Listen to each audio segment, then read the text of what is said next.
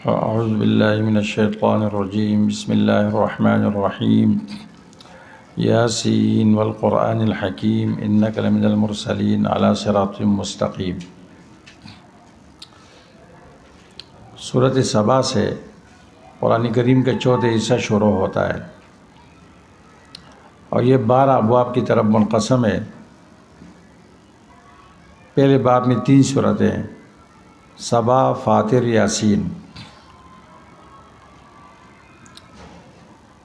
اس چوتھے حصے میں ربع رابع، قرآن کا ربع رابع، اس میں 2 بنیادی مضامین ہیں، نفی شفاعت شرکی اور اثبات قیامت، اور باقی ہر صورت میں توحید بھی ہے، منافقین پر رد بھی ہے اور دیگر مضامین بھی ہے۔ اس کا جو پہلا باب ہے اس میں 3 صورتیں ہیں، سبا، فاطر، یاسین۔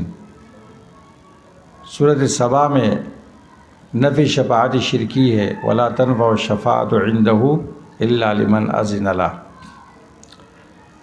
فاطر میں اس پر دلائل عقلیہ پیش کیے گئے، اور یہ 2 صورتیں ہم نے کل پڑھ لی ہے۔ سورۃ یاسین میں دلیل نقلی صاحب یاسین سے پیش کی گئی ہے، اتخذ من دونه آلہۃ ان یردنی الرحمن بضر لا تغن عنی شفاعتهم شیئا ولا ینقذون۔ یہ ربط ہو گیا، یہ 3 صورتیں گویا ایک باب ہے۔ سورت ایک نام سے موسوم ہے، یاسین، کیونکہ اللہ تبارک و تعالیٰ نے سورت کی ابتدا اس لفظ سے کی ہے۔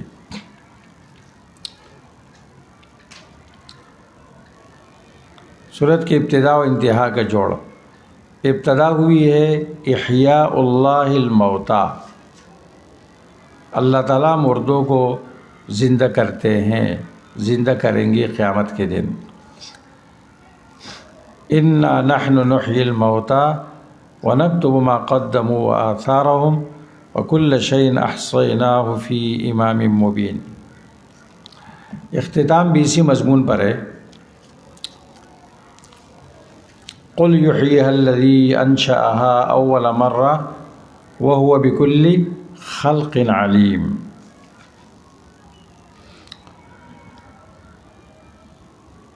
ابتدا انتہا میں یہ اللہ نے کیوں ذکر کیا؟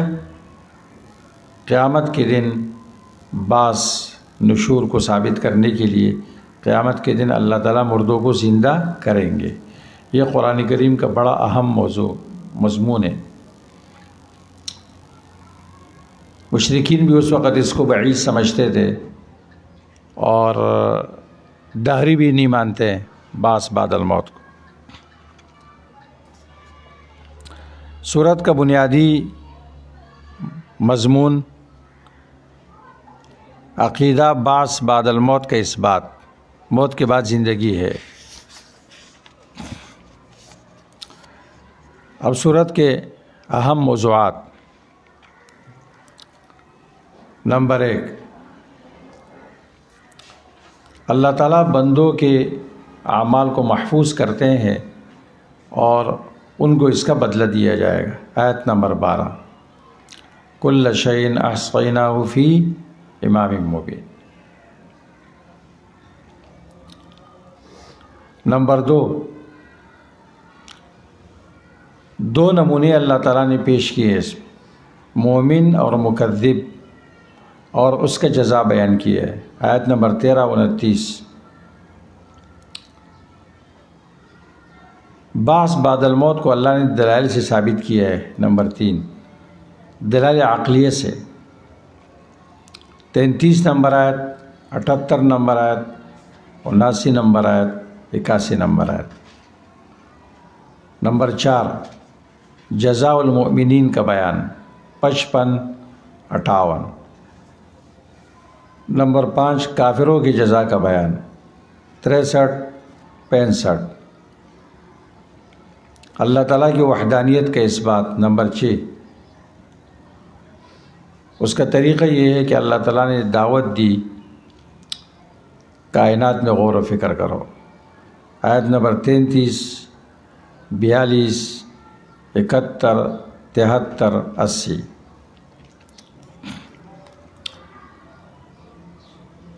سورت میں اس شخص کا ذکر ہے جس نے انبیاء علیہ السلام پر ایمان لایا اور ان کی تصدیق کی۔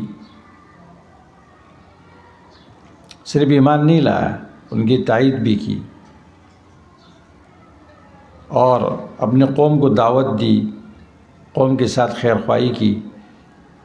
اس کو کہتے ہیں صاحب یاسین، صاحب یاسین۔ اور قرآن نے اس کو رجل کہا ہے، وَجَاءَ رَجُلٌ مِّنْ أَقْصَى الْمَدِينَةِ يَسْعَىٰ۔ نام نہیں لیا، اس کے مردانگی ذکر کی، کام ذکر کیا۔ قرآن نام نہیں لیتا ہے، قرآن کسی کی شکل و صورت اور نسب بیان نہیں کرتا ہے۔ دیکھو یوسف علیہ السلام کو کائنات کا نسب حسن دیا گیا تھا، لیکن پوری صورت میں اس کے حسن و جمال کی تعریف ہے نہیں، اس کی تعریف نہیں ہے۔ اس کے علم کی تعریف ہے، اخلاص کی تعریف ہے اور معجزات کی تعریف ہے، پاک دامنی و عفت کی تعریف ہے، حسن و جمال کا تذکرہ نہیں۔ قرآن کریم کارنامہ ذکر کرتا ہے، قربانی ذکر کرتا ہے، نام نہیں لیتا ہے۔ وَجَاءَ رَجُلٌ مِّنْ أَقْصَى الْمَدِينَةِ يَسْعَىٰ، یہاں سے اس کی تقریر شروع ہو گئی، کیونکہ یہ انبیاء علیہ السلام ان کے استاذ تھے اور یہ ان کا شاگرد تھا، ان کا صحابی تھا۔ جب قوم نے تکذیب کی تو یہ آیا اور بہت دور سے آیا اور تقریر شروع کی، یا قوم اتبعوا المرسلین، اے میری قوم مرسلین کی تابعداری کرو۔ اور ان کی دو صفتیں ذکر کی، اتبعوا من لا يسألكم اجرا وهم مهتدون، تم سے کچھ مانگتے نہیں ہے، خود ہدایت پر ہے۔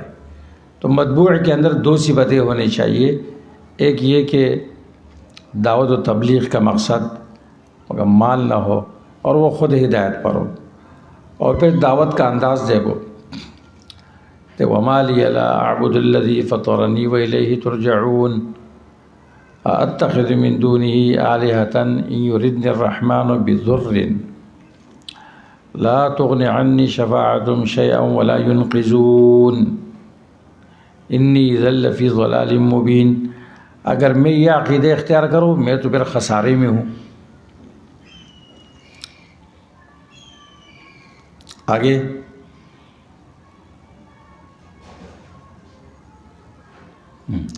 یاسین نہیں نکالے آپ لوگوں نے، دیکھو نا۔ ہاں، انہوں نے کہا اچھا معلوم ہوتا ہے تم بھی ان کے ساتھی ہو، تم نے بھی ان پر ایمان لایا۔ اب دیکھو تو یہ کہتا ہے ہاں بالکل، انی آمنت بربکم فاسمعون، میں نے ایمان لایا تمہارے رب پر، یعنی جس پر میں ایمان لایا صرف میرا رب نہیں ہے، تمہارا بھی رب ہے، فاسمعون، میری بات مانو، میری سنو۔ اب ان ظالموں نے کیا کیا؟ اس کو شہید کیا۔ تو شہید ہوتے ہی کہا گیا قیل ادخل الجنہ، جنت میں گیا۔ اور جنت میں کیا کر رہے؟ جنت میں بھی قوم کی فکر کر رہے۔ قال یا لیت قومی یعلمون بما غفر لی ربی وجعلنی من المکرمین۔ اس لیے علماء نے لکھا ہے اس شخص کے بارے میں، عاش داعیا الی اللہ ناصحا لقومہ ومات ناصحا لقومہ، زندگی میں بھی خیر خواہ اور داعی تھا اور مرنے کے بعد بھی۔ تو داعی وہ ہوتا ہے جو جنت میں پہنچنے کے بعد بھی قوم کی فکر کرے، کاش میری قوم کو یہ پتہ ہوتا۔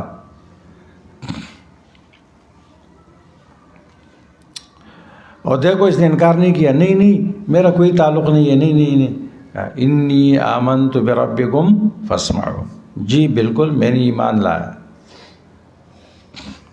بے غیرت شاگرد جو ہوتا ہے نا، وہ استاذ کی طرف نسبت نہیں کرتے، نہیں نہیں مجھے نہیں معلوم، مجھے نہیں، میں نے نہیں پڑھا ہے ادھر۔ کوئی سخت مسئلہ ہوتا ہے نا، یا اس کو خوف ہوتا ہے، وہ کہتے ہیں نہیں نہیں۔ کہا انی آمنت بربکم فاسمعون۔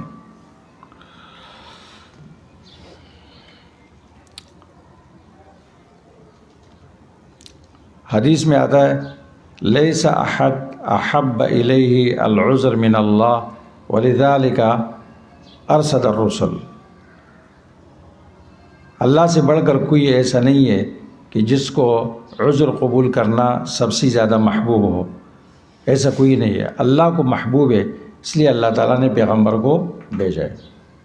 العذر کا یہی معنی تھا نا، ہاں توبہ اللہ قبول کرتے ہیں۔ اللہ نے پیغمبروں کو اس لیے بھیجا کہ لوگ توبہ کریں۔ آیت نمبر 6 میں اس کا بیان ہے۔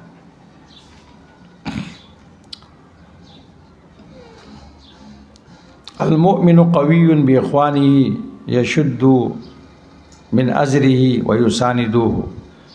مومن مضبوط ہوتا ہے اپنے بھائیوں کے ساتھ اور دوستوں کے ساتھ، وہ اس کی کمر مضبوط کرتے ہیں، اس کی مدد کرتے ہیں۔ موسیٰ علیہ السلام نے بھی اپنے بھائی کے ذریعے جو دعا مانگی تھی نا بھائی کے لیے، تو فشتد بھی ازری واشرکہ فی امری، میرے کام میں شریک بنا دیں۔ اگر بھائی ہو لیکن وہ ایک فیلڈ میں آپ دوسری فیلڈ میں، تو آپ کے کام کا تو نہیں ہے نا۔ آیت نمبر 14۔ اکیلا انسان کچھ نہیں کر سکتا ہے نا، ساتھی ہونی چاہیے اس کے ساتھ۔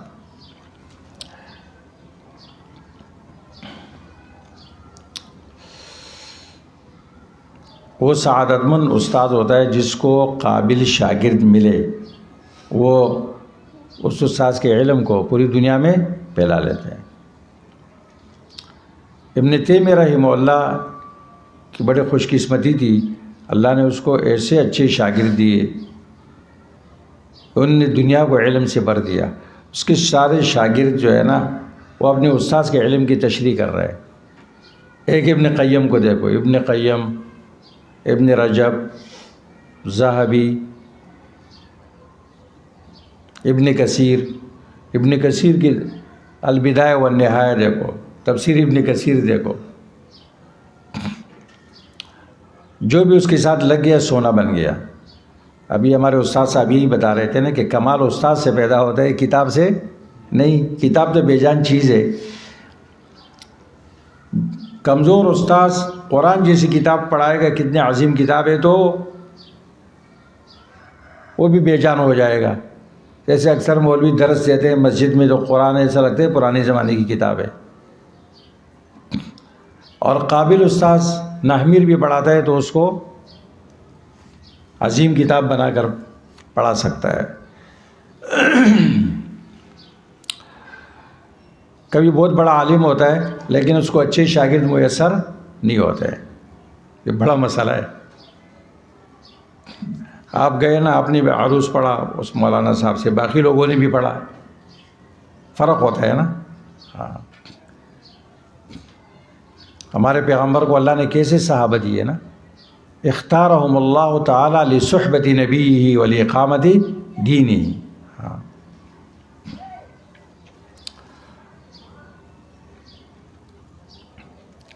اللہ تعالیٰ نے اپنے نظام کی بڑی باریکی اور کمالی تربیت ذکر کی ہے آیت نمبر 38 اور 40 میں۔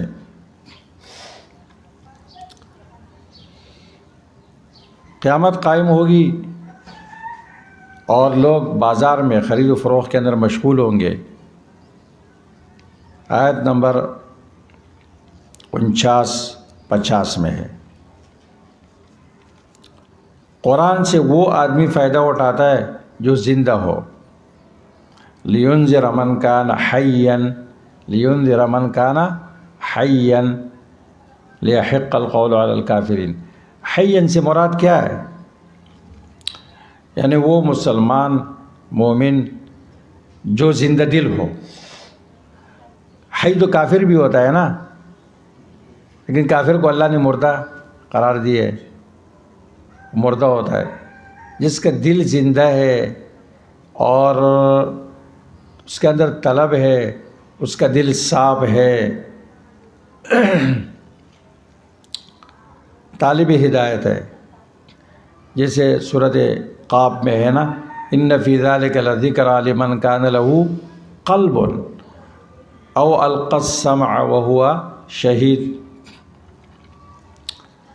بھئی دل ہر انسان کا ہوتا ہے یا نہیں ہوتا ہے؟ تو یا قلب سے مراد کیا ہے؟ قلب سے مراد ہے عقل کامل، محفوظ کرنے والا دل، قلب واعٍ، محفوظ کرنے والا دل۔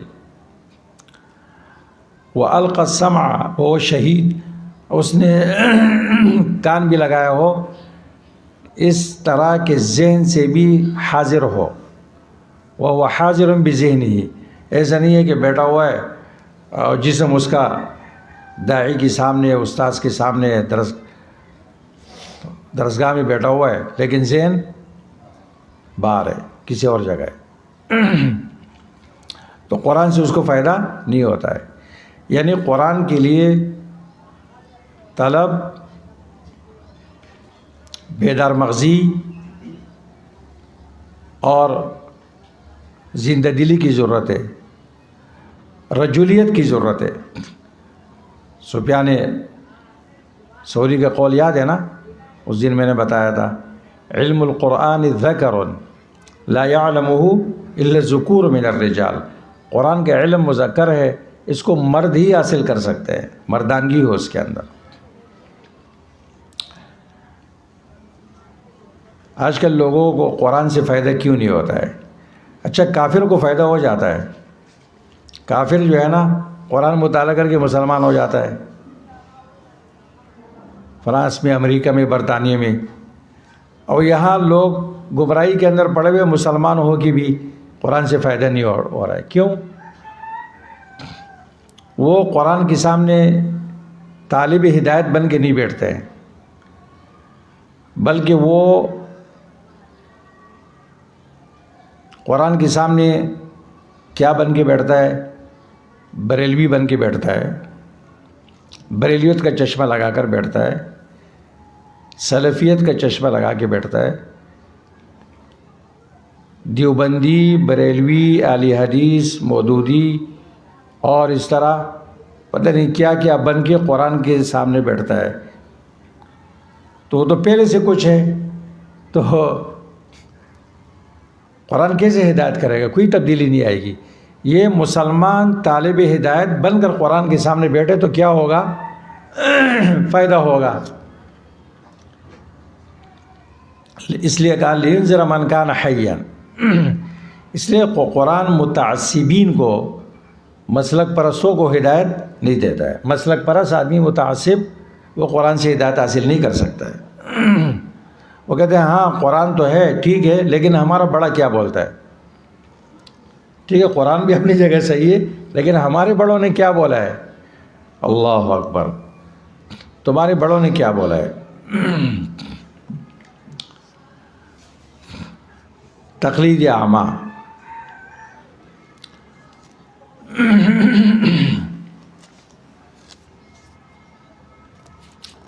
سورت کے اندر دو نفخوں کا ذکر ہے۔ قرآن میں اللہ تعالیٰ نے دو نفخوں کا ذکر کیا ہے، 2 مرتبہ سور پھونکا جائے گا۔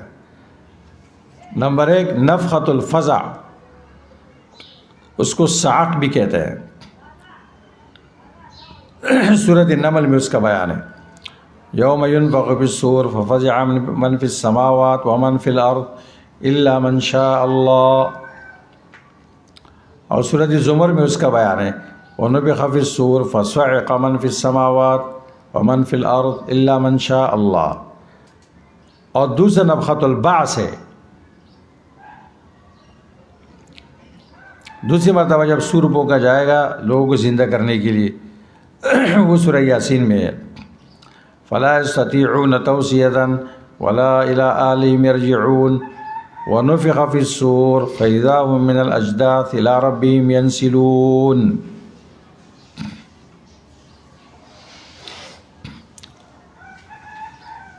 رسول اللہ صلی اللہ علیہ وسلم نے ابو ذر غفاری سے ارشاد فرمایا، جب سورج غروب ہو رہا تھا، کہا اتدری این تذهب، کیا آپ کو معلوم ہے یہ سورج کہاں جاتا ہے؟ اس نے کہا اللہ و رسول اعلم، آپ نے فرمایا فَإِنَّهَا تَذْهَبْ حَتَّى تَسْجُدَ تَحْتَ الْعَرْشِ، یہ سورج جاتا ہے یہاں تک کہ عرش کے نیچے سجدہ کرتا ہے اور اجازت طلب کرتا ہے، اس کو اجازت مل جاتی ہے۔ وَتَسْتَأْذِنُ فَيُؤْذَنُ لَهَا، اجازت مل جاتی ہے کہ طلوع ہو جا۔ وَيُوشَكُ أَن تَسْجُدَ فَلَا يُقْبَلُ مِنْهَا، قریب ہے کہ یہ سجدہ کرے گا قبول نہیں کیا جائے گا۔ وَتَسْتَأْذِنُ فَلَا يُؤْذَنُ لَهَا، اجازت طلب کرے گا اجازت نہیں ملے گی۔ فَذَلِكَ قَوْلُهُ، یہ اللہ کی اس آیت ارشاد کا یہ مقصد ہے، وَالشَّمْسُ تَجْرِي لِمُسْتَقَرٍّ لَهَا ذَلِكَ تَقْدِيرُ الْعَزِيزِ الْعَلِيمِ۔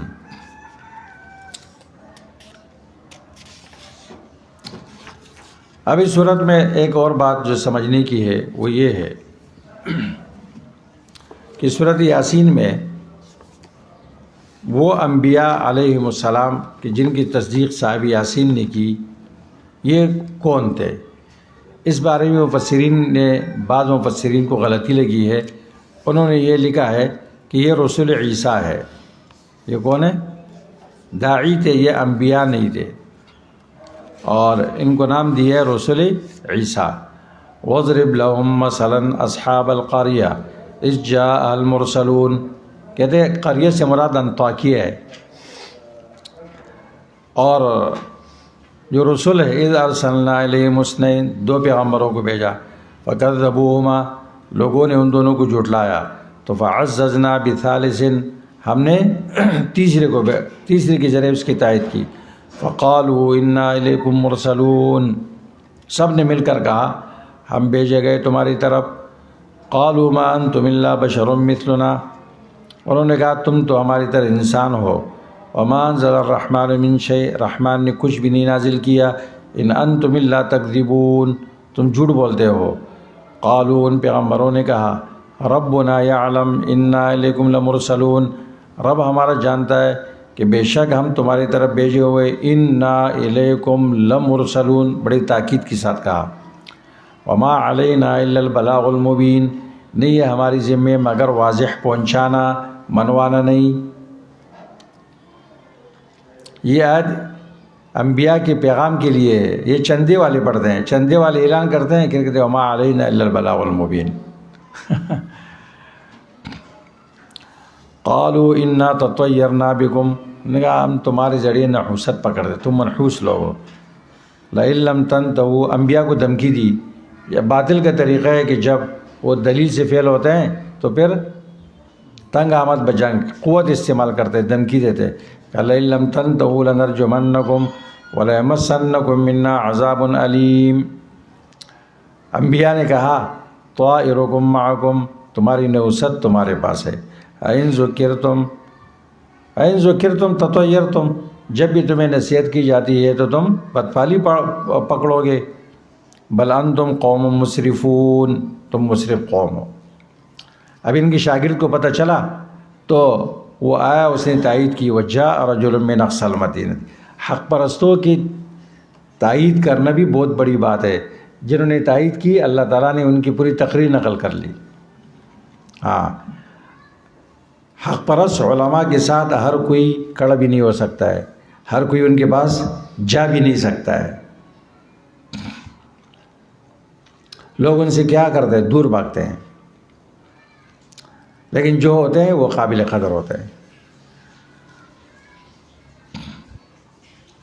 جہاں مفاد ہوتا ہے، دو نمبر چیزیں ہوتی ہیں، وہاں بڑا رش ہوتا ہے۔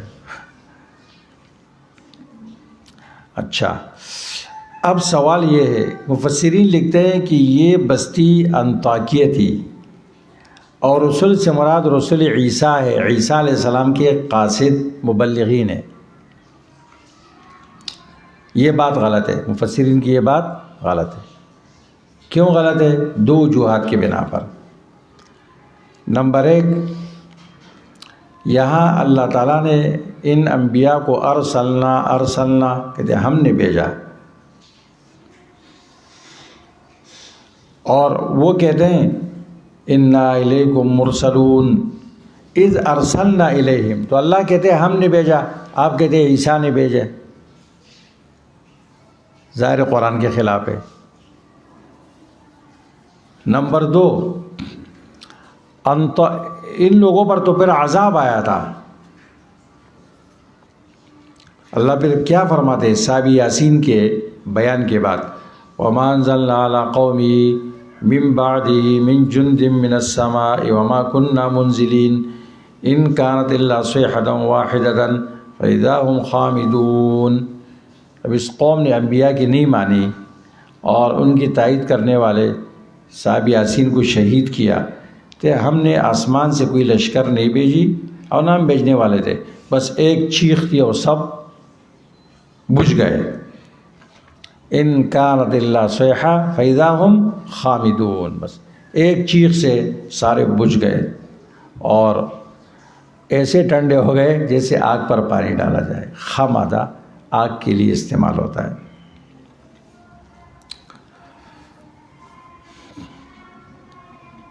عذاب کا ذکر ہے نا, تو نزول تورات کے بعد استحصالی عذاب کبھی نہیں بھیجا اللہ تعالیٰ نے. نزول تورات کے بعد بنی اسرائیل پر استحصالی عذاب کبھی نہیں آیا, اس کے بھی خلاف ہے. نمبر 3 انطاکیہ والوں نے کسی پیغمبر کو بھی نہیں جھٹلایا, یہ تو بڑے اچھے لوگ تھے, ماننے والے تھے. لہذا تفسیروں میں جو لکھا ہوا ہے کہ یہ رسول عیسیٰ تھے اور بستی انطاکیہ تھی, یہ بات کیا ہے؟ غلط, یہ غلط ہے. اس طرح اس صورت میں اللہ فرماتے ہیں وَإِن نَّشَأْ نُغْرِقْهُمْ وَآيَةٌ لَّهُمْ أَنَّا حَمَلْنَا ذُرِّيَّتَهُمْ فِي الْفُلْكِ الْمَشْحُونِ. ان لوگوں کے لیے اللہ کی قدرت اور وحدانیت کی نشانی یہ ہے کہ ہم ان کو سوار کراتے ہیں بری ہوئی کشتی میں. ہم نے سوار کرایا ان کو نوح علیہ السلام کے ساتھ. وَخَلَقْنَا لَهُم مِّن مِّثْلِهِ, ابھی بھی ان کو سوار کراتے ہیں کشتی میں, جہازوں میں, سمندر کے اندر. وَخَلَقْنَا لَهُم مِّن مِّثْلِهِ مَا يَرْكَبُونَ, اور پیدا کی ہم نے اس کے لیے کشتی کی طرح خشکی میں وہ جانور, وہ سواریاں جس پر یہ سوار ہوتے ہیں. طرح کہ اللہ کیا فرماتے ہیں وَإِن نَّشَأْ نُغْرِقْهُمْ, اگر ہم چاہیں ان کو غرق کرے دریا میں, فَلَا صَرِيخَ لَهُمْ, کوئی ان کا مددگار نہیں ہوگا. وَلَا هُمْ يُنْقَذُونَ, اور نہ ان کو بچایا جا سکتا ہے. إِلَّا رَحْمَةً مِّنَّا وَمَتَاعًا إِلَىٰ حِينٍ, مگر ہماری رحمت کی وجہ سے بچتے ہیں اور ایک وقت تک ہم ان کو فائدہ دیتے ہیں, سمندر سے نکال لیتے ہیں. کیا معلوم ہوا؟ اللہ جس کو غرق کرے کوئی بچا نہیں سکتا ہے. بچتا ہے تو اللہ کی رحمت سے بچتا ہے نا. یہ ہو گئی سورۃ یاسین کی تعلیم. اب جو یہ عقیدہ رکھتا ہے کہ شیخ عبد القادر جیلانی نے 11 سال کے غرق کشتی نکالی سمندر سے, بارات اس میں جا رہی تھی اور غرق ہو گئی. 11 سال گزرنے کے بعد بڑھیا گئی اور ان سے کہا کہ اس کو زندہ کرو. انہوں نے کہا اللہ نے مارا ہے تو اس لیے تیرے پاس آئی ہوں. کہتے اس نے یوں کیا, او کشتی نکل گئی بارات کے ساتھ. کہتے اس لیے ہم 11ویں دیتے ہیں. یولسم بابا, یولسم ہوتا بولی ہوئی. جو یہ عقیدہ رکھتا ہے وہ سورۃ یاسین کا کافر ہے. وَإِن نَّشَأْ نُغْرِقْهُمْ فَلَا صَرِيخَ لَهُمْ, سورۃ یاسین کا کافر. آپ کو پتہ ہے سورۃ یاسین کو قلب القرآن کہتے ہیں, حدیث میں آیا ہے نا. حدیث اگر صحیح ہو تو اس کا نام کیا ہے؟ قلب القرآن, قرآن کا دل. اس کو قرآن کا دل کیوں کہتے ہیں؟ کبھی آپ نے غور کیے قلب القرآن اس کو کیوں کہتے ہیں؟ اس لیے کہ ایک شرک کا قلب ہے, وہ ہے شفاعت شرکی کا عقیدہ. شرک کی بنیاد کیا ہوتی ہے؟ شفاعت شرکی کا عقیدہ. اس صورت میں صاحب یاسین کی تقریر میں اس پر ضرب کاری کی گئی ہے, قلب شرک پر ضرب کاری کی گئی ہے, اس لیے اس کو کہتے ہیں قلب القرآن. توحید بیان کیا گیا. اتخذ من دونه آلهة إن يردني الرحمن بضر لا تغن عني شفاعتهم شيئا ولا ينقذون.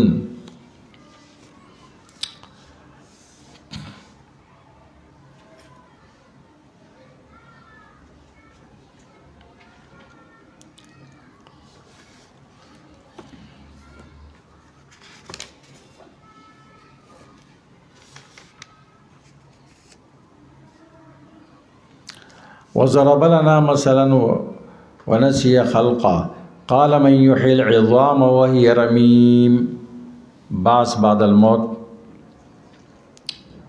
اس صورت میں اللہ نے اپنے پیغمبر کو تسلی بھی دی، فلا يحزنك قولهم، پیغمبر آپ کو غم میں نہ ڈالے ان کی باتیں، لوگوں کی باتیں۔ وقف لازم ہے یہاں پر، قول کا مقولہ محذوف ہے، اور حذف عموم کے لیے ہے۔ کتنی باتیں آپ کے خلاف، کتنی باتیں ہوتی ہے۔ کافر کا عقیدہ صحیح ہوتا ہے، قرآن سے صحیح ہوتا ہے، اور طالب علم کا عقیدہ قرآن سے خراب ہوگا۔ اچھا، یہ بولنے والا کون ہوتا ہے؟ عام آدمی نہیں ہوتا ہے، مولوی صاحب ہوتا ہے، آپ کا استاد ہو سکتا ہے، مسجد کا امام ہو سکتا ہے، مفتی صاحب ہو سکتا ہے، ٹھیک ہے نا؟ بڑا خیر خواہ بن کر آپ کو وہ کوشش کرے گا، اوہو، تو یہ باتیں آپ کو غم میں ڈالے گی یا نہیں؟ یہ ہر زمانے میں قرآن کے ساتھ لگی ہوئی باتیں لگی ہوئی ہوتی۔ اِنَّا نَعْلَمُ مَا يُسِرُّونَ وَمَا يُعْلِنُونَ، بھائی ہماری باتیں تو دنیا سن رہی ہے نا، کوئی ڈکی چھپی بات ہے؟ ہم کوئی چھپ کے بات کرتے ہیں آپ سے، کان میں آپ سے کہتے ہیں کہ یہ ایسا کرو ایسا کرو، نہیں، قرآن ہمارے سامنے ہے، اور نعوذ باللہ۔ اور ابھی کچھ اور باتیں کریں گے، تو اللہ تعالیٰ نے تسلی دی پیغمبر کو، اولم یر الانسان انا خلقناه من نطفۃ فاذا هو خصیم مبین، انسان نطفے سے پیدا ہے، توحید میں جھگڑتا ہے، بعث بعد الموت میں جھگڑتا ہے۔ وضرب لنا مثلا ونسی خلقا، مثال بیان کرتے ہیں ہمارے لیے، اپنی خلقت کو بھول جاتا ہے۔ کافر نے ہڈی لی، بوسیدہ یوں کیا، اور کہنے لگا من یحیی العظام وہی رمیم، کون پیدا کرے گا اس کو جب بوسیدہ ہو چکا ہے؟ قل یحییھا الذی انشأ اول مرہ وہو بکل خلق علیم،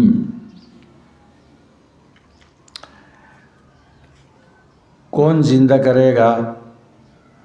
من یحیی العظام، اے بھائی عظام کس کو بولتے ہیں؟ ہڈیوں کو۔ ابھی لوگ بولتے ہیں علماء مشائخ عظام، مشائخ عظام، علماء عظام۔ عظام قرآن میں ہڈیوں کے معنی میں ہے، عظم کی جمع ہے، عظیم کی جمع بھی ہے، ایسا نہیں کہ نہیں ہے، لیکن استعمال نہیں ہوتے، عظماء استعمال ہوتا ہے۔ دوسرا یہ عظام یہ پاکستان میں بہت زیادہ استعمال ہوتا ہے۔ مشائخ، اچھا مشائخ، یا اس کو حمزہ کے ساتھ پڑھتے ہیں مشائخ، وہ بھی غلط، اور پھر عظام برا لگتا ہے نا، استعمال نہیں ہے۔ عرب جب اس کو سنتے ہیں تو کہتے ہیں مشائی ہڈیاں، عظام۔ قال من یحیی العظام وہی رمیم، یہ لفظ نہیں استعمال کرنا چاہیے۔ قرآن میں یہ عظیم کے لیے استعمال نہیں ہوا، یہ عظم یا ہڈیوں کے لیے استعمال ہوا ہے۔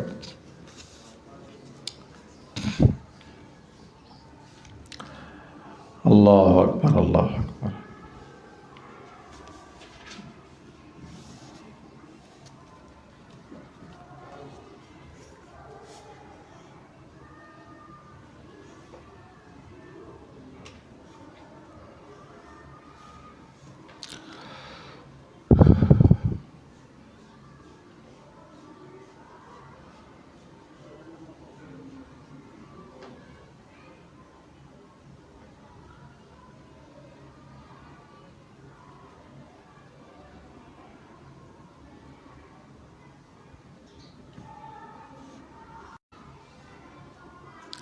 ٹھیک ہے،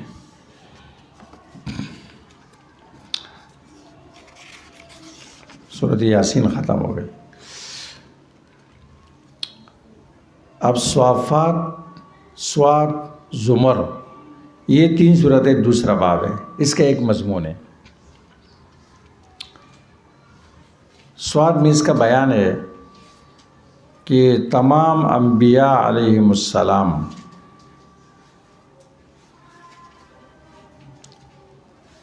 مصائب کے اندر مبتلا ہوئے، وہ اللہ ہی کو پکارتے رہے، ابتلوا بالمصائب۔ وَلَقَدْ نَادَانَا نُوحٌ فَلَنِعْمَ الْمُجِيبُونَ. دیکھو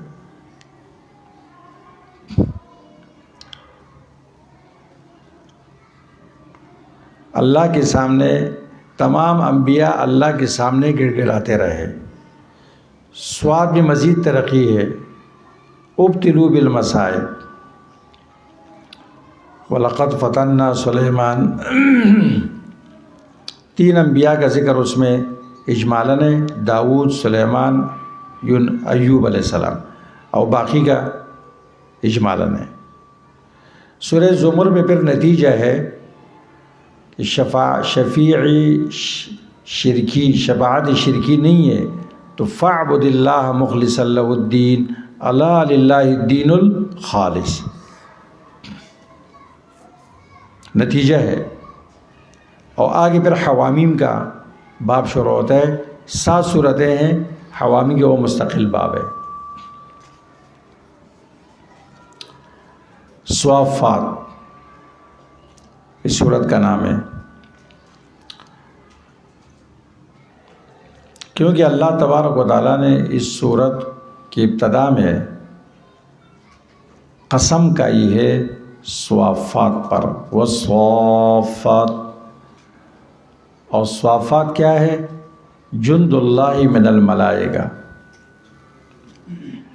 اللہ کی لشکر فرشتوں میں سے. صافات سب بناتے ہیں، نماز کے اندر بھی، جہاد قتال کے اندر بھی. جند اللہ الملائکہ، اللہ کے لشکر. یہ والا پنکھا بھی ہلکا ہلکا چلا رہا، یہ والا بھی وہ بڑا بڑا.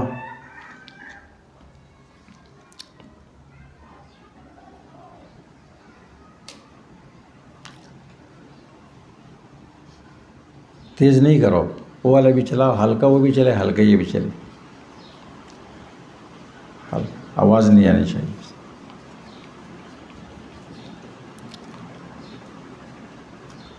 سورت کی ابتدا اللہ تعالیٰ نے اپنے اولیاء پر قسم کھا کر کی ہے فرشتوں میں سے. والصافات صفا فالزاجرات زجرا فالتالیات ذکرا. اور اختتام بھی اپنے اولیاء کے اعزاز پر کیا ہے.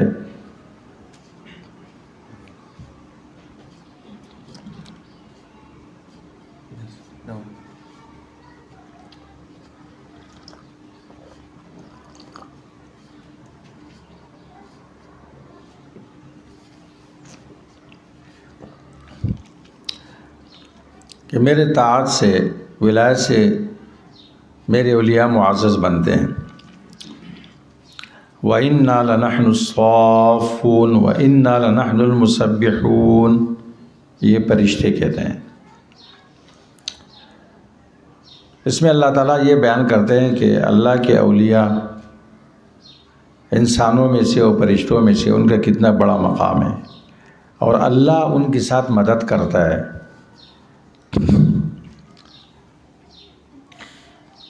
اللہ نے اپنے اوپر لازم کیا ہے ان کی مدد کو. وَإِنَّهُمْ لَهُمُ الْمَنْصُورُونَ وَإِنَّ جُنْدَنَا لَهُمُ الْغَالِبُونَ. اور سبحان ربک رب العزت عما یصفون. رب العزت اللہ ہے، اپنے اولیاء کو اللہ معزز بناتا ہے.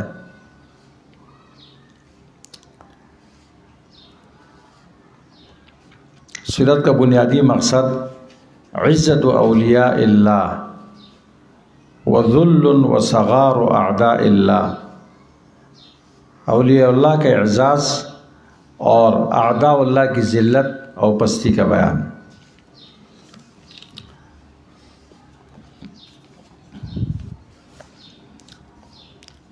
اولیاء اللہ کا مقام فرشتے کہ اللہ نے ان پر قسم کھائی. بھئی اولیاء صرف انسانوں میں نہیں ہے، فرشتے ہیں، فرشتے بھی اولیاء اللہ ہیں. اللہ نے ان پر قسم کھائی. والصافات. کافروں کے ہلاکت کے اسباب ذکر کیے ہیں. آیت نمبر 12، 17، 35، 70 تک۔ وہ اسباب ہلاکت کیا ہے؟ آیات اللہ کے ساتھ تمسخر، نصیحت سے اعراض، رسالت کا انکار، بعث بعد الموت کا انکار، تکبر، نبی صلی اللہ علیہ وسلم کو مجنون اور شاعر کہنا، باپ دادا کی اندھی تقلید۔ تو اللہ تبارک و تعالیٰ نے نمونے پیش کیے کہ اللہ تعالیٰ نے اپنے اولیاء، انبیاء، ان کے متبعین کی مدد کی۔ آیت نمبر 75، 148 میں مشرکین کی بیوقوفی، قلت عقل کو ذکر کیا، 151، 153، 158 میں کافروں کے عذاب کا بیان، 62، 68۔ اور اللہ تعالیٰ نے ایک ازلی وعدہ کیا ہے کہ اللہ اپنے مومن بندوں کو غالب کریں گے، ان کی مدد کریں گے، 171، 182 میں۔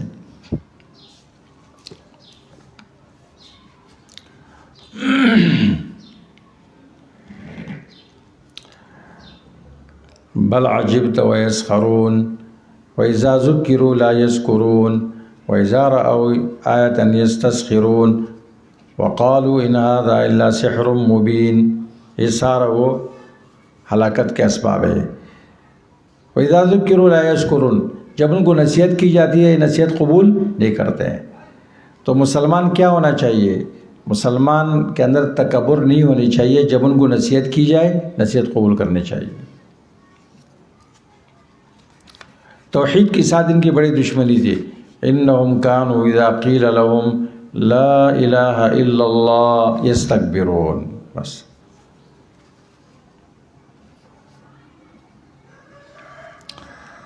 اس صورت میں او کا لفظ بل کے معنی میں آیا ہے۔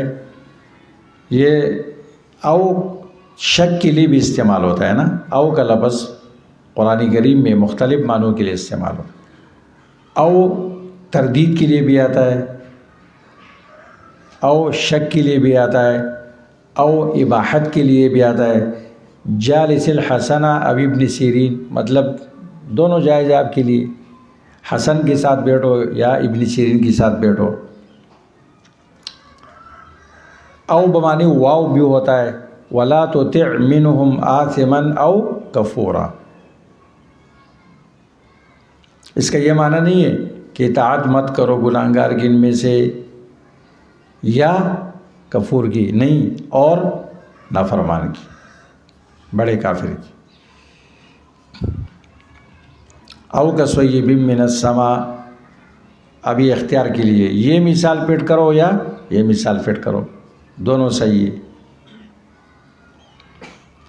لیکن کبھی کبھی او بل کے معنی میں استعمال ہوتا ہے، اور اس صورت میں یہ استعمال ہوا ہے۔ یونس علیہ السلام کے بارے میں اللہ فرماتے ہیں وَأَرْسَلْنَاهُ إِلَىٰ مِائَةِ أَلْفٍ أَوْ يَزِيدُونَ، بھیجا ہم نے اس کو 1,00,000 لوگوں کی طرف، بلکہ اس سے زیادہ۔ او یزیدون مانا بل یزیدون، یہ کیوں؟ اس لیے کہ تعداد میں اللہ کو کبھی شک نہیں ہو سکتا ہے، اللہ پر شک محال ہے۔ اس لیے اس او کی تعویل بل کی طرف کرنا اہل لغت کے ہاں یہ معروف ہے اور لازم ہے۔ انسان کو شک ہو سکتا ہے کہ 1,00,000 تھے یا زیادہ تھے، لیکن اللہ کو تو کوئی شک نہیں ہے نا، تو او بمانی بل استعمال ہے۔ اس کی مثال حدیث میں بھی ہے نا، کن فی الدنیا کأنک غریب او عابر سبیل، دنیا میں ایسے رہو جیسے تم اجنبی ہو، یعنی آپ کو کوئی تعلق نہیں ہے دنیا سے، بلکہ اس سے بھی مزید ترقی، بلکہ راستہ گزرنے والا رہو، جیسے راستہ گزرنے والا راستے سے گزر رہا ہے۔ تو جو راستے بھی گزرتا ہے وہاں بلڈنگیں بناتا ہے، وہاں دل لگاتا ہے، وہاں گھر بساتا ہے؟ نہیں، مسافر کی طرح، یعنی مسافر کی طرح رہو، اور دنیا میں اسی میں راحت ہے کہ مسافر کی طرح رہو۔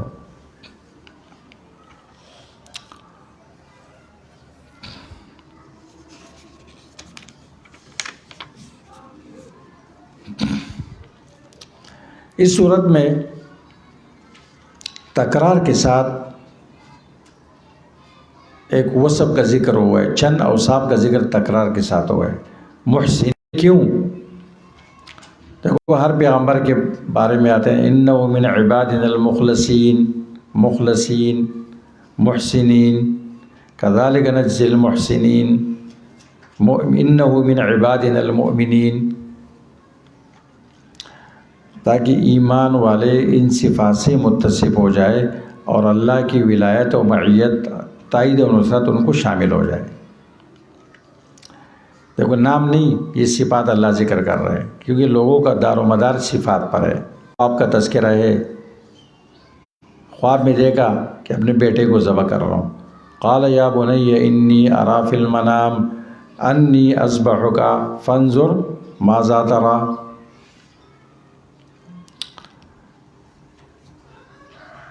اور پھر بیٹے نے کہا ٹھیک ہے افعل ما تؤمر۔ پتہ چلا انبیاء کا خواب وحی ہوتا ہے، نبی کا خواب بمنزلہ وحی ہوتا ہے۔ پیٹی میں بند ہو گئے، سمندر میں اپنے آپ کو پھینکوایا ہوں، تو وہ کیا ہوا، مردے نکالے گئے۔ پھر خواب، ایک پیر نے اپنے آپ کو زندہ دفن کیا تھا، پولیس نے جا کے وہاں سے نکالا، قبر میں پورا انتظام کر کے اوپر سے مٹی ڈالی تھی۔ یہ سارے شیطان ان کو کہتا ہے۔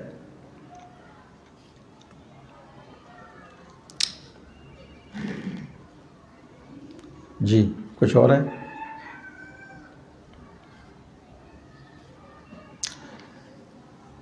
قیامت کے دن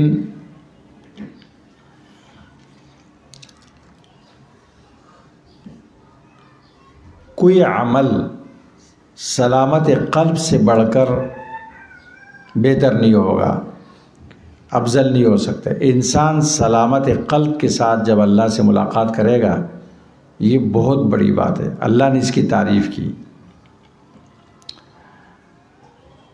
اذ جاء ربہ بقلب سلیم، اس صورت میں۔ اور سورۃ شعراء میں ابراہیم علیہ السلام کے بارے میں کیا ہے، قلب سلیم الا من اتی اللہ بقلب سلیم۔ قلب سلیم کیا ہوتا ہے؟ بقلب سلیم، قلب سلیم میں، سلیم عن الشرک والریاء والشبہات والحسد، حسد سے، کینے سے، شرک سے، بدعت سے، تمام گندگیوں سے پاک، اس کو کہتے ہیں سلیم القلب۔ الا من اتی اللہ بقلب سلیم اذ جاء ربہ بقلب سلیم، یہاں بھی آیا ابراہیم علیہ السلام کے بارے میں۔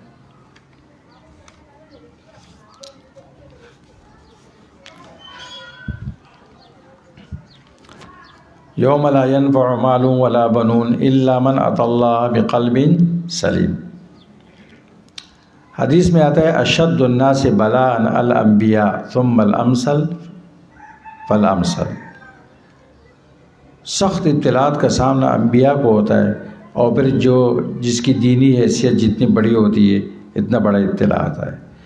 ابراہیم علیہ السلام کے ابتلاء اللہ نے کیا بیٹے کے ذبح کرنے کے ساتھ، جب وہ بالغ ہو گیا اور اس کے ساتھ کام کرنے کے قابل ہو گیا۔ فلما بلغ معه السعی قال یا بنی انی اری فی المنام انی اذبحک فانظر ماذا تری۔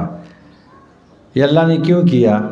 اللہ دیکھ رہا تھا کہ دیکھنا دنیا کو بتا رہا تھا کہ اس کے دل میں بیٹے کی بھی محبت ہے، میری بھی محبت ہے، لیکن دونوں محبتوں میں کون سی محبت غالب ہے اور کون سی محبت عظیم ہے؟ تو دیکھو جب بیٹے کو لٹایا اور چوری پھیرنے لگا، پتہ چلا کہ اللہ کی محبت غالب ہے، تو اللہ تعالیٰ نے بیٹے کی بھی بچایا، ابراہیم علیہ السلام کو خلیل الرحمن بنایا۔ اللہ یہ نہیں چاہتے کہ غیر اللہ کے ساتھ محبت نہیں کرو، غالب کیا ہونی چاہیے؟ اللہ کی محبت۔ بس وہ ٹکراؤ آ جائے تو اب اللہ کی بات مانیں۔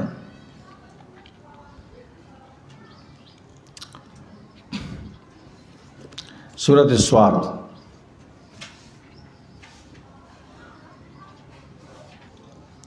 صاد ایک نام سے موسوم ہے، اور اس حرف سے اللہ تعالیٰ نے سورت کی ابتدا کی۔ اس کا معنی کیا ہے؟ اللہ اعلم بمرادہ، اللہ ہی کو معلوم۔ سورت کی ابتدا قرآن کی تذکرے سے، صاد والقرآن ذی الذکر، قسم ہے قرآن عظمت و شرافت والے کی۔ اختتام بھی قرآن کے تذکرے پر ہے، ان هو الا ذکر للعالمین۔ ابتدا انتہا میں قرآن کا ذکر کیوں ہے؟ کیونکہ قرآن حق ہے اللہ کی طرف سے، جو حق کا متلاشی ہے اس پر لازم ہے قرآن کی طرف رجوع کرے۔ تو سورت کا بنیادی مقصد الرجوع الی الحق، حق کی طرف رجوع کرو۔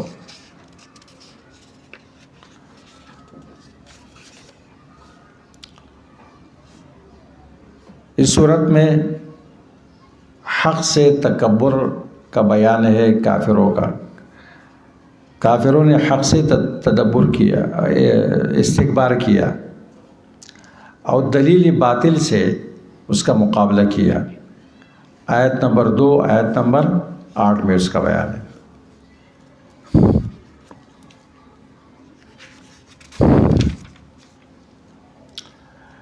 بل الذین کفروا فی عزۃ وشقاق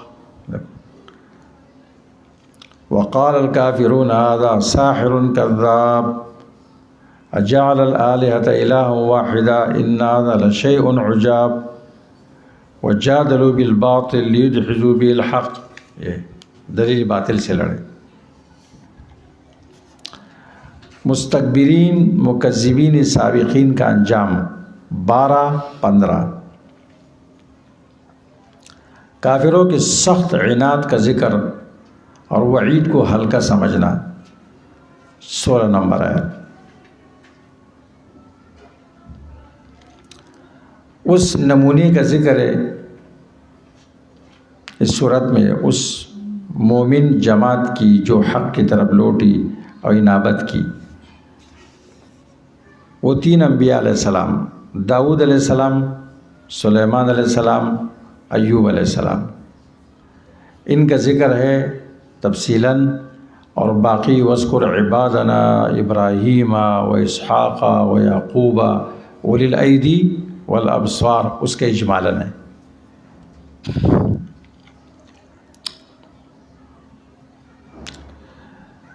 ایمان والوں کے لیے اللہ نے کیا تیار کیا، کتنی نعمتیں، 50 اور 54 میں اس کا بیان ہے۔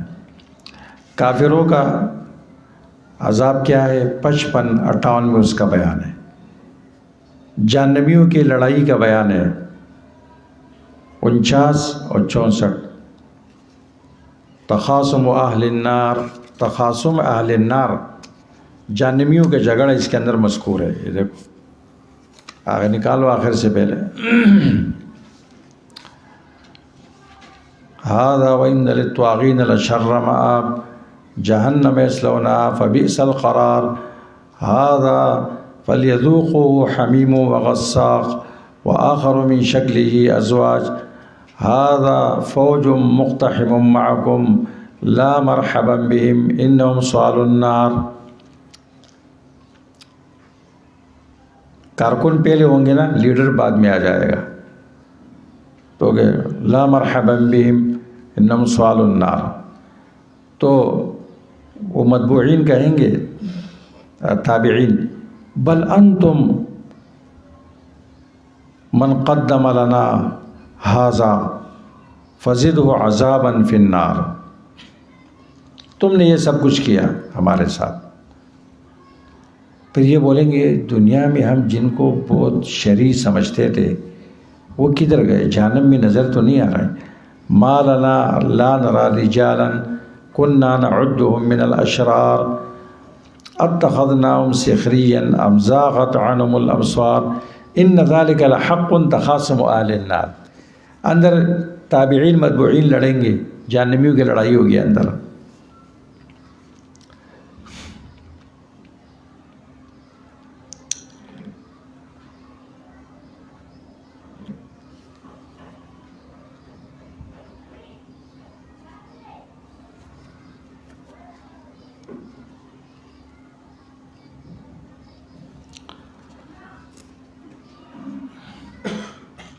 حق کو ٹکرانا اس وجہ سے کہ لوگ حق پرستوں پر اتہام لگاتے ہیں، متہم کرتے ہیں کہ یہ سازش کر رہے ہیں، یہ ہمیں خیر سے ہٹا رہے ہیں۔ یہ وہ تہمت ہے جو نسل بعد نسل کافروں میں اور اہل باطل میں ہمیشہ چلا آ رہا ہے۔ دیکھو یہ خود کہتے ہیں بھئی جن کو ہم شرعی سمجھتے ہیں وہ نظر نہیں آ رہے، اور شروع میں دیکھو، شروع میں کافر کیا بولتے ہیں؟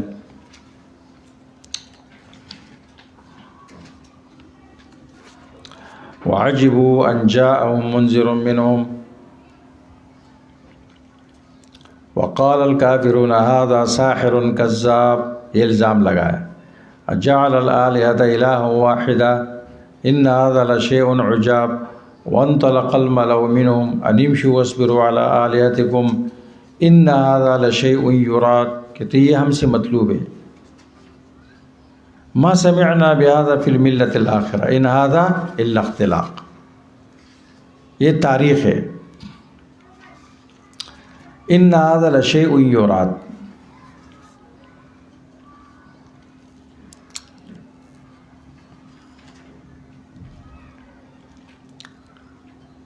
اس صورت میں داؤد علیہ السلام کے بعد 2 جھگڑنے والے آئے تھے، ایک نے اپنے آپ کو ظالم ظاہر کیا اور دوسرے کو مظلوم، تو اس میں یہ لفظ ہے ان ھذا اخی، یہ میرا بھائی ہے، لہو 99 نعجہ ولی نعجۃ واحدہ۔ کہتے ہیں اختلافات، تنازعات، مشکلات، اس سے اخوت کا رشتہ ختم نہیں کرنا چاہیے۔ دیکھو اختلاف ہے لیکن وہ کہتے ہیں ھذا اخی، یہ میرا بھائی ہے۔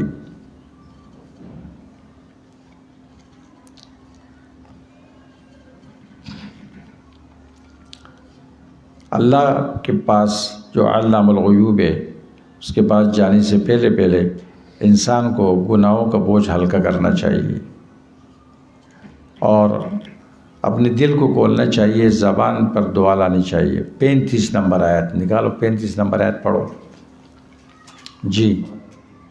ہاں، قال ربی اغفر لی وَهَبْ لِي مُلْكًا لَا يَنبَغِي لِأَحَدٍ مِّن بَعْدِي إِنَّكَ أَنْتَ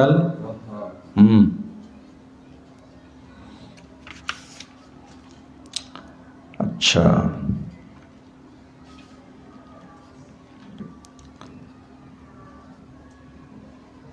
ایوب علیہ السلام کے واقعہ میں اس بات کا ذکر ہے، جب اللہ نے ان کو شفا دی تو طریقہ یہ بتایا، ارکض برجلک ھذا مغتسل بارد وشراب، ٹھنڈا پانی ہے، اس کو پیو، اس سے کیا کرو؟ غسل کرو۔ تو سائنسی طور پر، طبی طور پر یہ بات ثابت ہو چکی ہے کہ ٹھنڈا پانی بہت سارے امراض کے لیے شفا کا سبب ہے۔ لیکن کون سا ٹھنڈا پانی؟ مصنوعی برف کا پانی نہیں، فریج کا نہیں، قدرتی چشمے کا ٹھنڈا پانی شفا ہے۔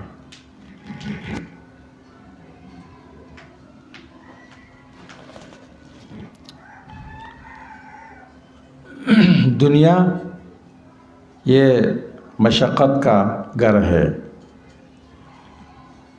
اور آخرت جو متقین کے لیے وہ نعمتوں کا گھر ہے۔ 51 نمبر آیت میں اس کا بیان ہے۔ یہاں تکلیف اپنے آپ کو تکاؤ تاکہ وہاں راحت ملے۔ پڑھو 51 نمبر آیت۔ متکئین فیہا یدعون فیہا بفاکہۃ کثیرۃ کثیرۃ و شراب۔ داؤد علیہ السلام کے بارے میں ہے وَآتَيْنَاهُ الْحِكْمَةَ وَفَصْلَ الْخِطَابِ۔ فصل خطاب کا کیا معنی ہے؟ ابو موسیٰ اشعری رضی اللہ عنہ فرماتے ہیں اول من قال اما بعد داؤد علیہ السلام وہ فصل الخطاب۔ اما بعد سب سے پہلے کس نے کہا ہے؟ داؤد علیہ السلام۔ بعض کہتے ہیں کہ فصل خطاب سے مراد ہے کلام میں فاصلہ اور فیصلے کرنا۔ فصل خطاب مانا فیصلوں کی قوت۔ کلام میں فاصلہ یہ مردوں کا، انبیاء علیہ السلام کا طریقہ ہے۔ رسول اللہ صلی اللہ علیہ وسلم کا طرز کلام، عائشہ رضی اللہ کیا فرماتی؟ ما کان رسول اللہ صلی اللہ علیہ وسلم یسرد کسردکم، تمہاری طرح لگاتار نہیں بولتے تھے گا، ولیکن یتکلم بکلام فصل وَيُعِيدُ الْكَلَامَ ثَلَاثًا لِيُعْقَلَ عَنْهُ۔ اہم بات کو آپ 3 مرتبہ دہراتے تھے تاکہ بات سمجھی جائے آپ سے۔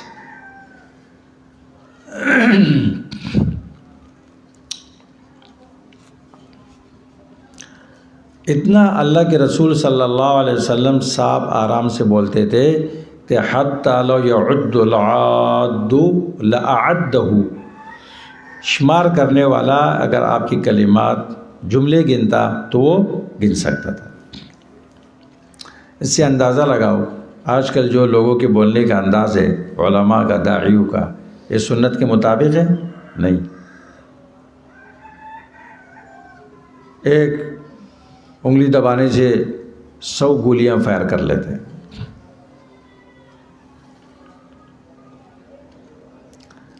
وہ بات جو سمجھانے کے لیے ہوتی ہے نا، اس میں وقفہ لازم ہوتا ہے تاکہ پہلی بات آدمی سمجھے پھر آپ دوسری بات کریں، اور ان سب کی طرف آپ دیکھیں، ان کے چہرے پڑھیں۔ ایک ہوتا ہے تقریر پڑھنا، ایک ہوتا ہے تقریر کرنا۔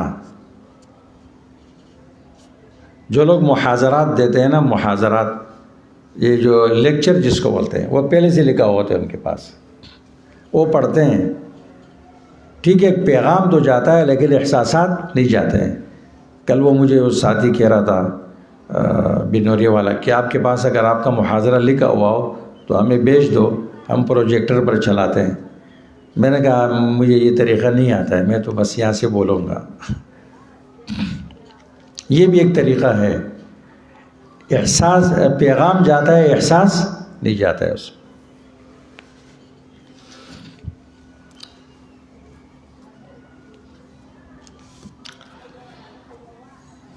خطبہ پڑھتے ہیں، خطبہ دیتے نہیں ہیں۔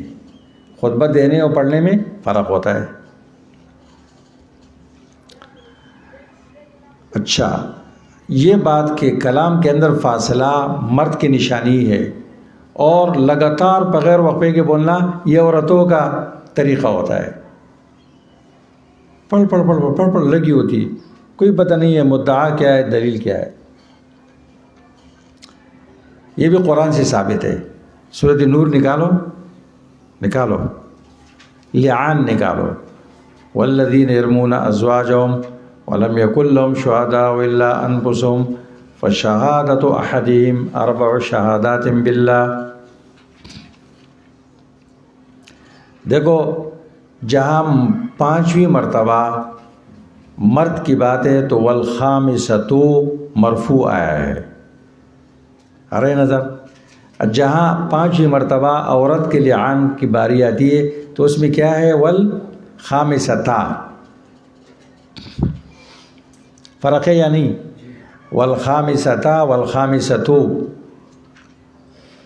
مرد کا مستقل مبتدا بنایا، پہلے کلام کے تحت داخل نہیں کیا انتشہادہ کے اندر، کیونکہ مرد کے کلام میں کیا ہوتا ہے؟ وقفہ ہوتا ہے۔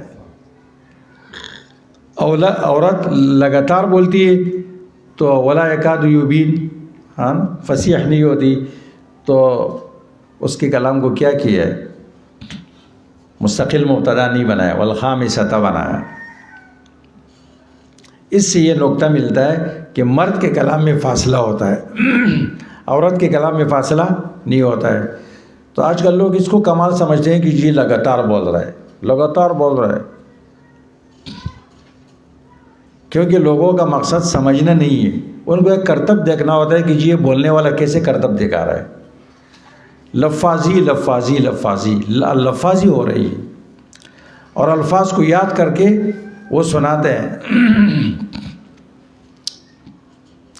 اور لوگ اس سے متاثر ہوتے ہیں نا، کیونکہ لوگوں کا مقصد کوئی سمجھنا نہیں ہوتا ہے، وہ بس کرتب دیکھنا چاہتے ہیں۔ تو انبیاء کا کلام فصل الخطاب ہے، فصل الخطاب۔ اچھا،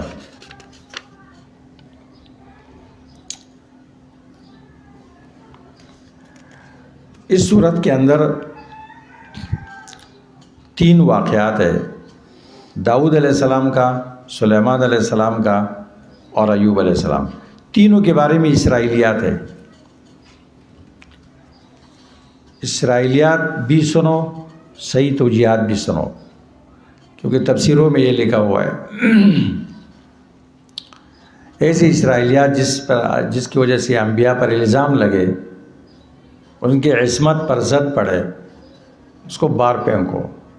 قرآن کی تفسیر اسرائیلیات کے محتاج نہیں۔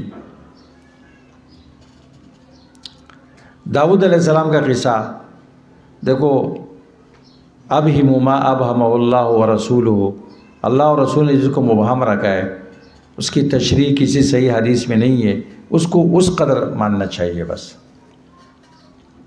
یہ عبداللہ ابن عباس رضی اللہ عنہ نے قاعدہ بیان کیے۔ اب داؤد علیہ السلام کا جو ایک قصہ ہے نا، وَلَقَدْ فَتَنَّا داؤد، هل أتاك نبأ الخصم إذ تسوروا المحراب إذ دخلوا على داود ففزع منهم قالوا لا تخف خصمان بغى بعضنا على بعض ولا تشطط واهدنا إلى سواء الصراط۔ 2 آدمی دیوار پلانگ کے داؤد علیہ السلام کے کمرے میں داخل ہو گئے، وہ ڈر گئے، انہوں نے کہا مت ڈرو، ہم دونوں جھگڑالو ہے، صحیح فیصلہ کرو۔ مقدمہ رکھا، ھذا اخی لہو 99 نعجہ، یہ میرا بھائی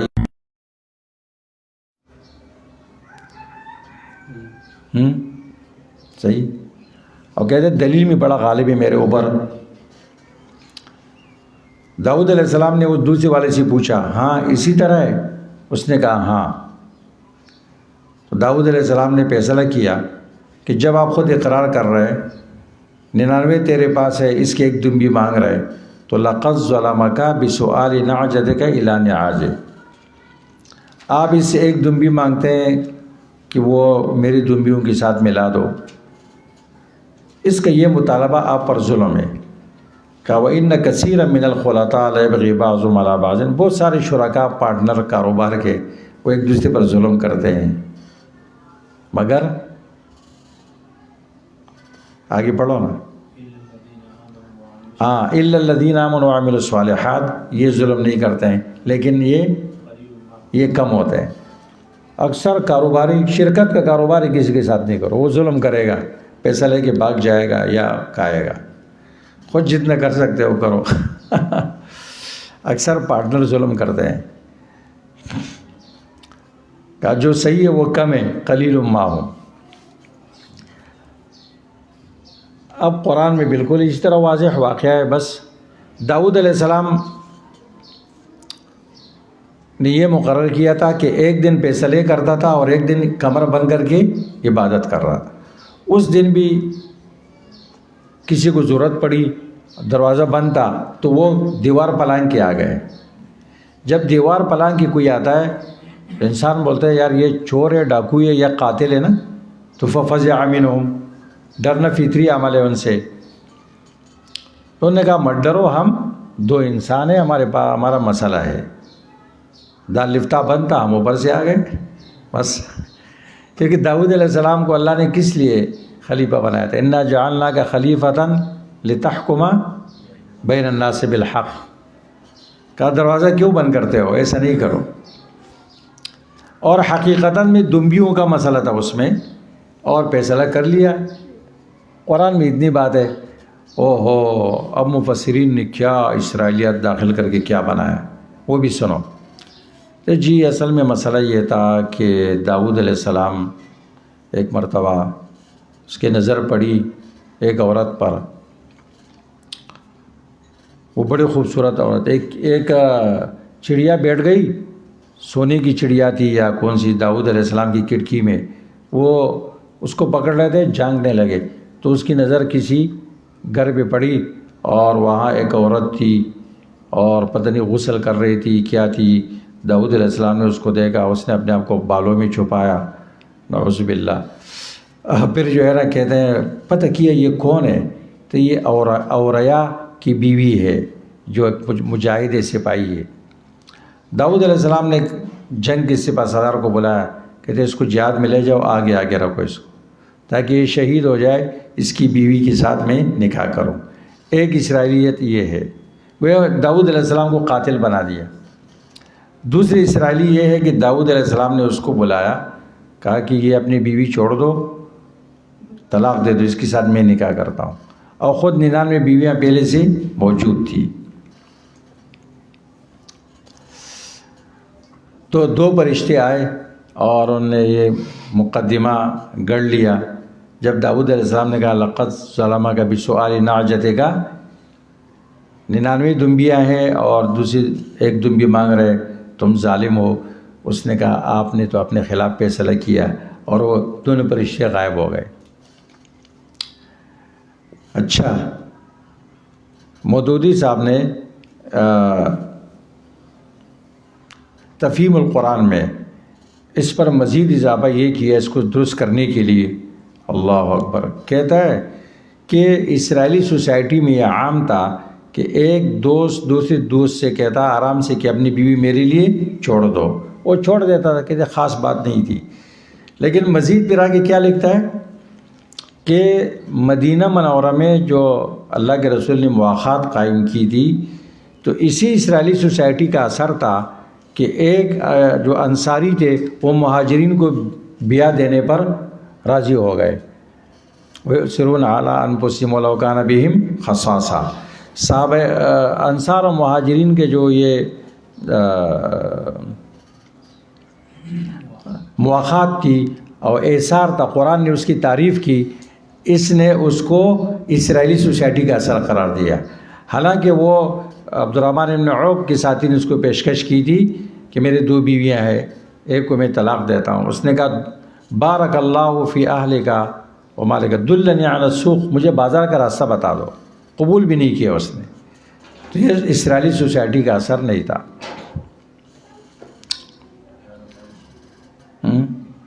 بس یہ صورت ختم کرتے ہیں، پھر بس 11 بج گئے تو سبق بیچ میں جو نہیں چھوڑ سکتے، ہم نے 11 کی قسم تو نہیں کہی۔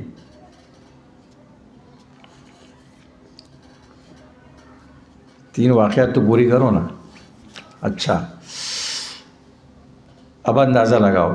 اب اس توجیہ میں پہلی بات یہ ہے کہ نبی پر الزام آتا ہے کہ دوسرے آدمی کی خوبصورت بیوی کو حاصل کرنا، کہتے ہیں اس کو لے لیا پھر داؤد علیہ السلام نے، اس سے سلیمان علیہ السلام بھی پیدا ہو گئے، نعوذ باللہ۔ اور یہ بائبل میں یہ باتیں لکھی ہوئی۔ اب اس میں کتنی غلط باتیں ہیں؟ پہلی بات تو یہ ہے کہ نبی پر یہ الزام آ رہا ہے، پھر قرآن میں اس کا ذکر نہیں ہے، پھر احادیث کسی صحیح حدیث میں اس کا ذکر نہیں ہے، نبی پر اتنا ظلم کا الزام۔ پھر نعجتن، دنبی سے مراد پھر نبی کی بیوی مراد لینا پڑے گا۔ قرآن کہتے ہیں نعجہ، یہ کہتے ہیں بیویاں، کیا نبی کی بیوی کو کوئی دنبی کہہ سکتا ہے؟ یہ ظاہر قرآن کو قرآن سے ہٹانا ہے۔ قرآن نے دنبی ذکر کیا اور یہ سے عورت مراد لے رہا ہے، انا للہ و انا الیہ راجعون۔ اس لیے حضرت علی رضی اللہ تعالیٰ نے اعلان کیا تھا کہ جو مقرر اس واقعہ کو بیان کرے گا اس کو ڈبل حد قذف لگاؤں گا، 160 کوڑے لگاؤں گا۔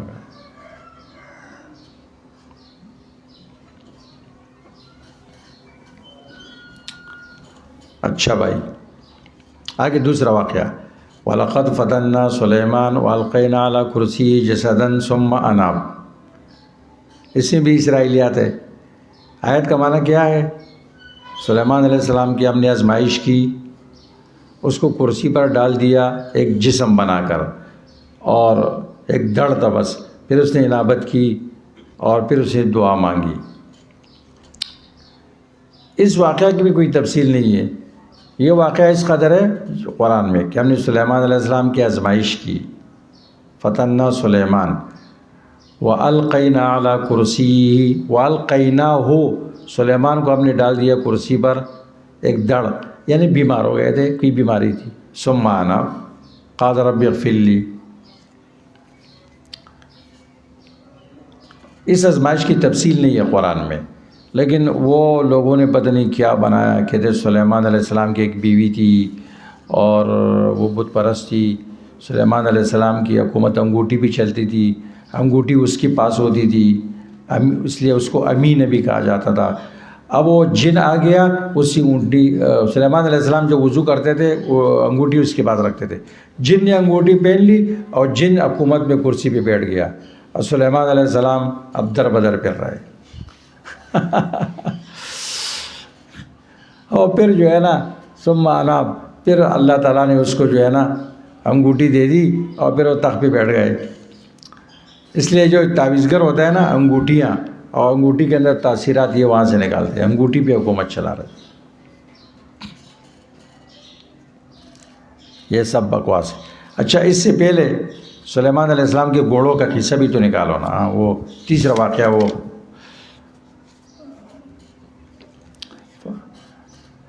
وَوَهَبْنَا لِدَاوُودَ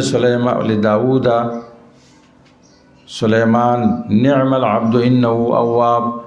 بخش دیا ہم نے داؤد علیہ السلام کو بیٹا سلیمان، بہترین بندے تھے. انه اواب اذ عرض علیہ بالعشی الصافنات الجیاد. عمدہ گھوڑے شام کے وقت پیش کیے گئے. فقال انی احببت حب الخیر عن ذکر ربی حتی توارت بالحجاب ردوها علیہ فطفق مسحا بالسوق والاعناق. یہ بھی سن لو. تو کیا ہوا؟ سلیمان علیہ السلام نے کہا گھوڑے نکالو. اتنے مشغول ہو گئے کہ سورج غروب ہو گیا، عصر کی نماز فوت ہو گئی. انہوں نے کہا گھوڑے لے کر آؤ. اچھا، اس کی وجہ سے میری نماز فوت ہو گئی. تلوار لے کے اس کو کاٹنا شروع کیا اور سب کو ذبح کیا. نماز چھوڑی اور غصہ گھوڑوں پہ نکالا. کہتے پھر اللہ نے ہوا مسخر کر دی. اندازہ لگاؤ، ایک تو سورج کے ادھر کہاں ذکر ہے. آیت کا صحیح ترجمہ کیا ہے؟ دیکھو، گھوڑے پیش کیے گئے، جہاد کے گھوڑے تھے عمدہ. سلیمان علیہ السلام نے کہا انی احببت حب الخیر، بے شک میں نے محبت کی اس گھوڑوں کے ساتھ. حب الخیر، الخیر معقود فی نواسی الخیر. عن ذکر ربی، اپنے رب کے ذکر کی وجہ سے. لأجر ذکر ربی. اور جو گھوڑے چلانے والے تھے نا، اس کو کہا لے جاؤ اس کو. مجاہدین سوار ہو گئے، گھوڑے چلے گئے. حتی توارت بالحجاب، حجاب کے اندر چھپ گئے، یعنی غبار کے اندر چھپ گئے. سلیمان علیہ السلام نے کہا کہ میں نے ان کا جانا تو دیکھا، ردوها علیہ، اب واپس لے کر آؤ تاکہ اس کا آنا بھی دیکھ لوں. تو واپس آ گئے گھوڑے. جب واپس آ گئے، سلیمان علیہ السلام شروع ہو گئے مسحا بالسوق والاعناق، پنڈلیوں اور گردن پر ہاتھ پھیر رہے تھے. اس طرح کرتے ہیں مجاہدین. اب سلیمان علیہ السلام پر جو یہ توارت بالحجاب، سورج کی طرح یہاں پر، پھر نبی پر یہ الزام کہ نماز چھوڑ دی اس نے. پھر مسح کا معنی گھوڑوں کو کاٹنا. یہ کون سے لغت میں لکھا ہوا ہے کہ مسح کا معنی کاٹنے کے آتا ہے؟ اور پھر پنڈلی میں کیوں مارتا ہے؟ گردن میں ذبح ہوتا ہے نا، پنڈلی کو کوئی مارتے ہیں؟ اچھا، ذبح بھی کر رہا تو پنڈلیوں کو بھی مارنے لگا. کتنا جھوٹ ہے یہ. یہ ساری تفسیروں میں لکھا ہوا ہے۔ ایوب علیہ السلام کا قصہ، اس میں بھی کوئی کسی مرض کی تفصیل نہیں ہے۔ وَأَيُّوبَ إِذْ نَادَىٰ رَبَّهُ أَنِّي مَسَّنِيَ الشَّيْطَانُ بِنُصْبٍ وَعَذَابٍ، اور وہاں پر ہے کہاں پر؟ سورۃ انبیاء میں، مَسَّنِيَ الضُّرُّ، تکلیف۔ وہ تکلیف کیا تھی؟ اس کا کوئی تذکرہ نہ قرآن میں ہے نہ کسی صحیح حدیث میں ہے۔ اسرائیلیات والوں نے تو اس کے جسم میں کیڑے بھی بنا دیے، یہ جسم میں کیڑے پڑ گئے، نعوذ باللہ۔ بیوی خدمت کر رہی تھی، پھر وہ بھی عاجز آ گئی تھی، سر کے بال بیچ دیے تھے اس نے۔ بھائی وہ رشتہ دار امتی کہاں گئے تھے؟ اچھا وہ کہتے جو کیڑا گرتا تھا اور زبان رہ گئی تھی، بس باقی سا وہ کیڑے کو واپس اٹھا کے ڈالتا تھا۔ اللہ اکبر۔ وَأَبْهِمُ مَا أَبْهَمَ اللَّهُ وَرَسُولُهُ، جس قصے کو اللہ اور رسول نے مبہم رکھا ہے اس کو مبہم رکھو، اس میں ایسی کوئی چیز نہیں بس۔